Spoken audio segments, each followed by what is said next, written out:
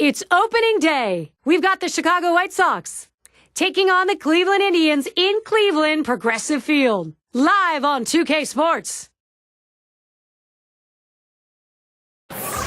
Ticket sales for this one have exceeded 43,000. A contest in the American League Central Division, the Indians in front of their home crowd. Welcome to Major League Baseball. Gary Thorne with Steve Phillips and John Crack. 2K Sports right here on this Friday afternoon. Here's a look at Cleveland's starter. As he gets into this White Sox lineup, Steve, a little strategy?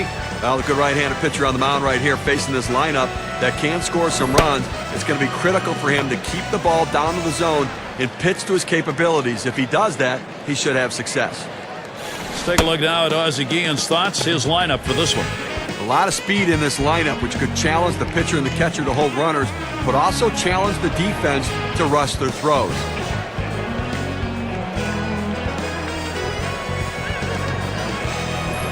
The rookie shortstop in.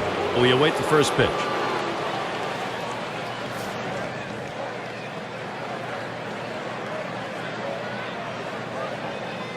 He deals. Line towards second. One away now.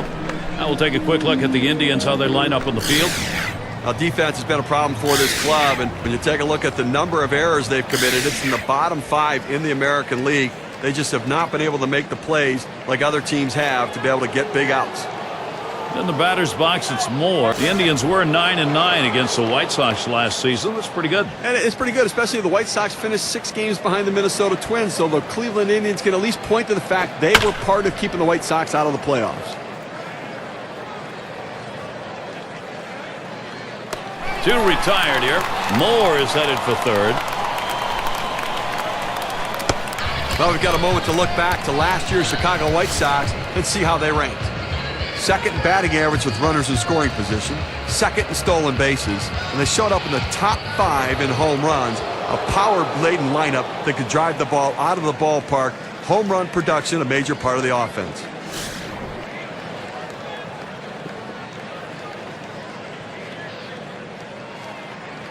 Man on third, 2 down.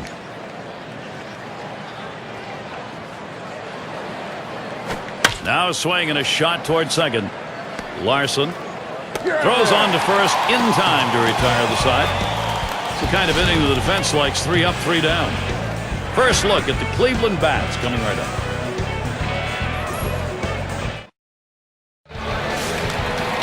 I'm going to take a look now at the starting pitcher for the White Sox. Steve will be watching how he approaches this Cleveland lineup. Well, a little mismatch in this one right here. One of the best lefties in the game against the lineup that does struggle at times to score runs, so it could be a lopsided ball game.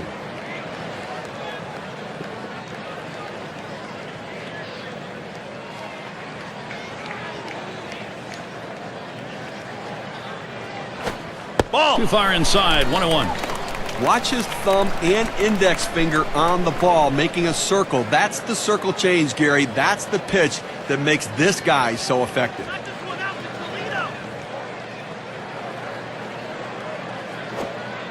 Oh, that one in the dirt. Good play by the catcher. Kept it in front of him. That circle change you were talking about, that is the off-speed pitch that he will go to in his repertoire. When you have a changeup, you have to have a feel for pitching. He understands when he can get the hit. Back up the middle. Ooh, look out off the pitcher. Bounds away. Throw on to first in time. 1 away. But a quick recovery that time gets the out. And in the batter's box, it's Ross.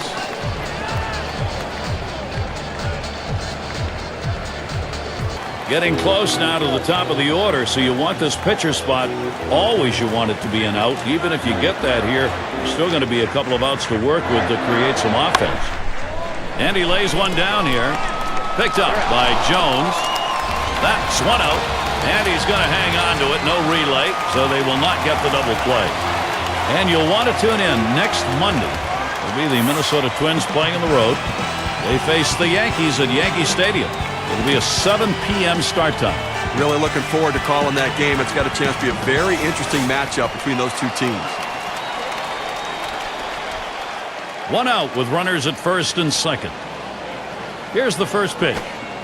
Curveball misses badly, 1-0. They went with the big curveball off the plate, trying to get him to reach for it, but he lays off.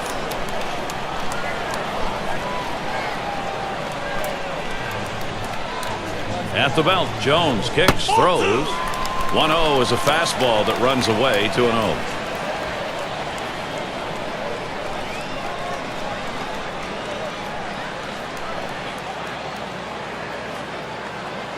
Now the 2-0 pitch. This one chipped foul on the left side.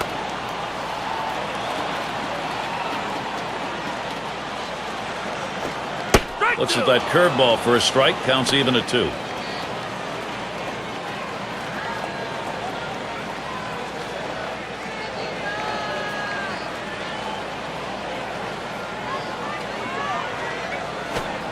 And the curveball, it's in there. Struck him out. 2 down now. Well, he keeps the runners right where they are, so now he's just an out away from working his way out of danger and keeping this game tied. Well, a look here at last year in the American League and where the Indians ranked compared to everybody else. 6th in doubles, 9th in hitting with runners in scoring position, and they were in the top 10 in stolen bases. Speed, a major part of this offense, not only because of the stolen base, but because of the pressure it put on the opposing pitchers. 2 down. Runners at first and second. First pitch to him. And that's swung on and hit. And Jones. And there's the 3rd out. So no runs, 2 hits, and they strand 2. Nothing doing for either side scoring-wise here in Cleveland. Out swinging last time.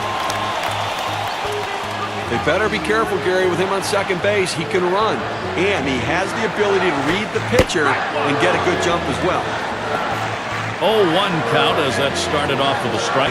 Well, Gary, into the 4th inning right here now. They've gotten 3 hits in this one, so they've had a few base runners, but they haven't been able to lump them together to be able to generate any runs so far. Lays off that fastball, and it's 0-2. The hitter now needs to protect the plate. Think about going right back up the middle.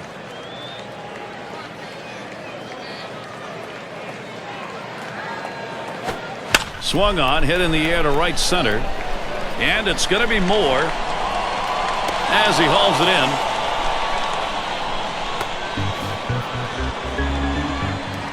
Tanaka settles in. 0 for 1 thus far.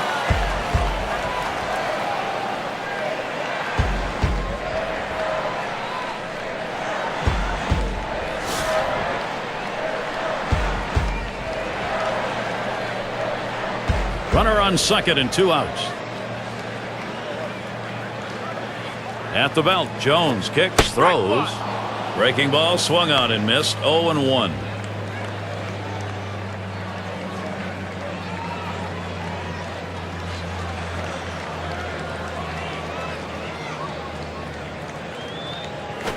Hit on the ground towards second. Monroe, he'll throw on to first, and that'll do it for this half inning.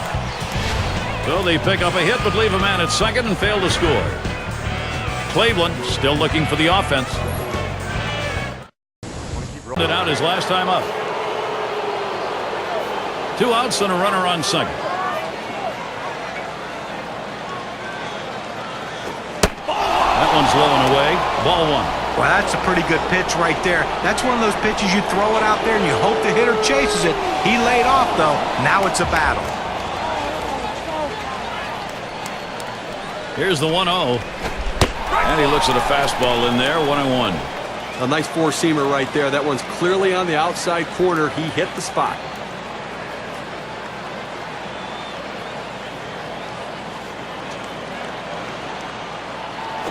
Swung on and ripped towards second. And that gets down. Moore gets the base hit.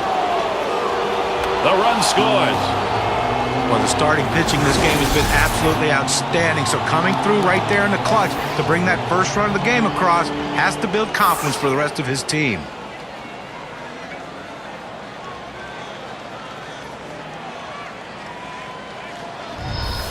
Here's a look at the schedule for the Cleveland. 1 for 2 in the ballgame. Runner on second and 2 outs. Here's the first pitch. And he takes that curveball for a strike. 0-1. Look here, listen, he's made pitches. They've had a few base runners on against him, no question about it. They've got a few hits, but he's been able to keep them from putting hit after hit after hit together. He's kept him off the scoreboard and let his defense do the work. That's upstairs for a ball, 1-1. Well, he's over the 80 pitch mark right now at this point in the game. And you know that pitching coach is keeping a close eye on him to see if he tires. At the belt, Jones kicks, throws. Missed with the fastball outside, 2-1.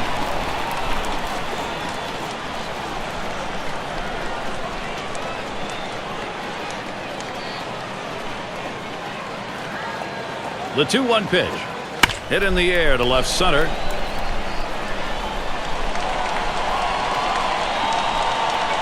That's caught. Side is retired. And a frustrated lineup indeed. That's now 7 shutout innings. And it'll be the White Sox. It'll be the bottom third of the order coming to the plate. And he's got a chance here with a runner in scoring position, Steve, to get this thing knotted. Well, the pitcher's got to find a way to retire this hitter and not let this run score. Clutch at bat here. Line drive. On to first. That's out number 2. Season is shaping up now. Look at the White Sox. Wrapping up on Sunday the series with Cleveland. They'll continue their road trip for the next series. The Royals hosting that one. That'll be Tuesday and Wednesday. Then they'll get a homestand started against the Rays.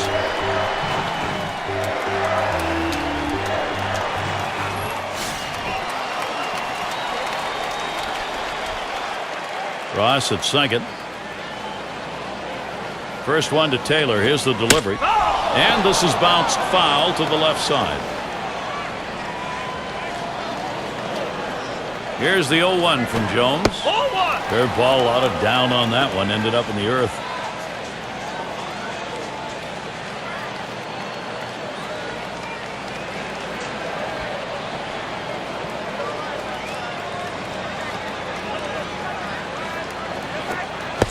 Swing and a miss on the breaking pitch, and it's 1-2. Well, we're in the 9th. Obviously, he can taste victory. He can see the finish line out in front of him, Gary. And, you know, offensively, they just have not been able to put any sort of pressure on him. Only 4 runners left on base this entire game.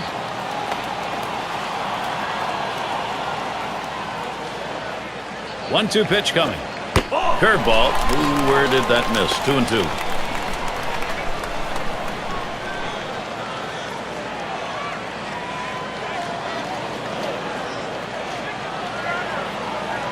Here's the pitch. Now it's popped up behind home plate. And on that play, it comes to an end. And, Steve, we get to witness one of those rare events, a shutout. He was in absolute command right from the start. Gary, game like this doesn't come about without some solid defensive play, and he had that behind him. And congratulations on the goose egg. A tough loss here for this crowd today, but boy, do they see some kind of pitching performance from the visiting team. Now let's take a look back on this ball game and see who our player of the game is. Well, you know, when you're facing a tough pitcher, it doesn't take long to realize that we're in for a tough day. And this team found out very early how tough this pitcher was going to be on them in this game. He's a top-flight starter, but he had everything going and mowed down this lineup. And this sends a message to the rest of the league also that this guy is for real and ready to go. Well, you win, whether it's 1 or 10. This was the slimmest of margins, though.